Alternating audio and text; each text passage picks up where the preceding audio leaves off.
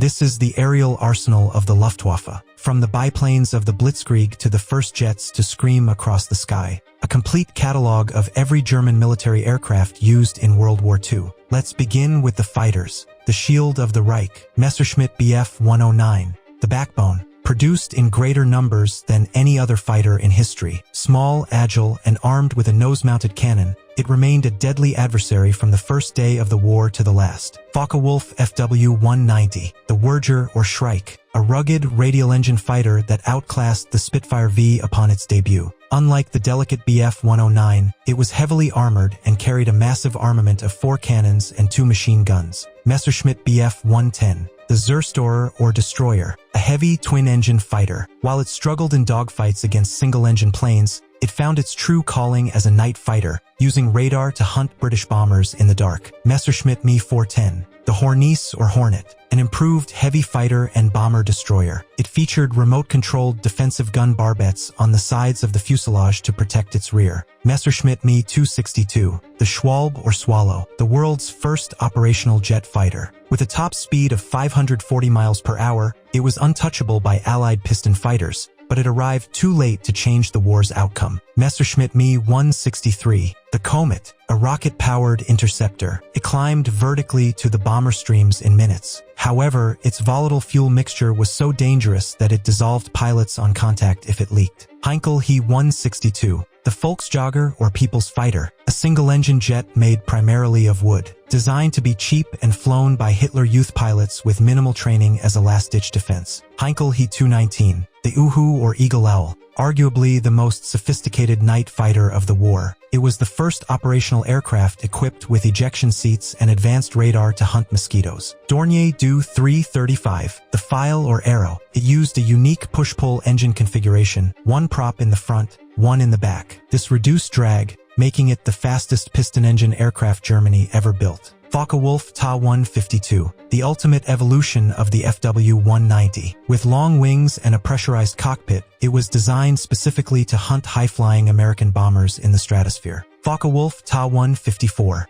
the Mosquito, Germany's answer to the British wooden mosquito. It was a potent night fighter design, but failed due to the poor quality of glues available to German industry late in the war. Moving on to bombers and ground attack aircraft. Junkers Ju 87, the Stuka, the terror of the Blitzkrieg, famous for its inverted gull wings and the Jericho trumpet siren that screamed during a dive to shatter enemy morale. Heinkel He 111, the primary medium bomber during the Battle of Britain. It was easily recognizable by its fully glazed greenhouse nose, offering the crew excellent visibility. Junkers Ju 88, the jack of all trades. Originally a fast bomber, it was modified into a dive bomber, a heavy night fighter, a torpedo plane, and a reconnaissance aircraft. It was the most versatile plane in the Luftwaffe. Dornier Du 17, the Flying Pencil, named for its incredibly slim fuselage. It was a fast medium bomber used heavily in the early campaigns but was gradually phased out. Dornier Du 217, a larger, more powerful evolution of the Flying Pencil.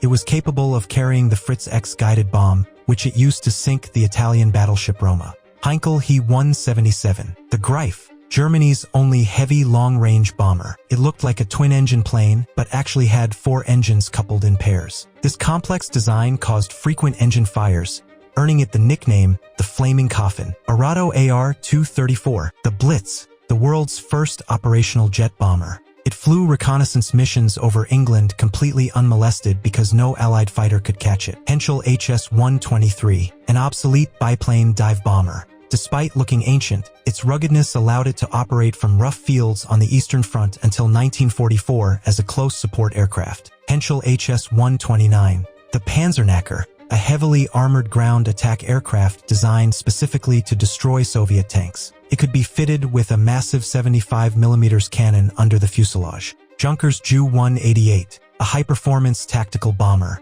It featured a distinctive egg-shaped glass cockpit and high-altitude performance intended to replace the Ju 88. Next, the reconnaissance aircraft, the eyes of the Wehrmacht. Fieseler Phi 156, the Storch or Stork, a STOL aircraft capable of landing in under 20 meters. It was used by generals for battlefield observation and famously rescued Mussolini from a mountaintop. Focke-Wulf Fw 189, the Uhu, known as the Flying Eye, Its twin-boom design and central glass gondola gave the crew a panoramic view of the battlefield, making it essential on the Eastern Front. Henschel HS-126, a parasol wing observation plane. It served in the early campaigns to spot for artillery and direct panzer movements before being replaced by the Fw-189.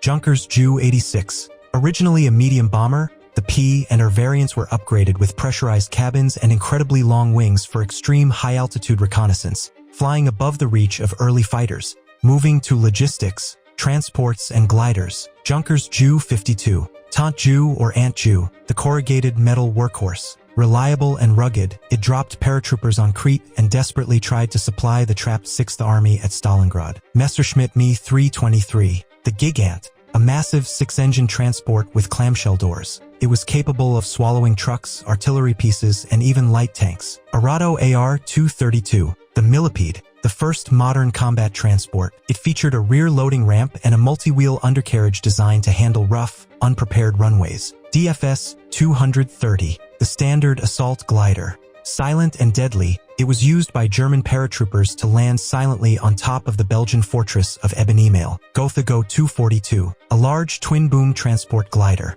Unlike the DFS-230, it was designed to carry heavy supplies and vehicles to the front lines. Messerschmitt Me 321. The unpowered glider version of the Gigant. It was so heavy that it required 3 heavy fighters tied together just to tow it into the air. Next, the maritime aircraft, the Hunters of the Sea. Arado AR-196, the standard shipboard reconnaissance seaplane. It was carried on the battleship Bismarck and the heavy cruiser Prinz Eugen to spot targets over the horizon. Blohm and Voss BV-138, the Sea Drake. A durable, diesel-powered flying boat used for long-range patrols in the Arctic and Atlantic Oceans. Dornier Do-24, a 3-engine flying boat. It was highly regarded for its seaworthiness and was used extensively for search and rescue missions to save downed airmen. Heinkel He-115, a twin-engine floatplane used for torpedo attacks against Allied convoys and for laying mines in British waters. Focke-Wulf Fw-200, the Condor, a converted airliner turned long-range maritime bomber. Winston Churchill called it the Scourge of the Atlantic for its ability to spot convoys for U-Wolf packs.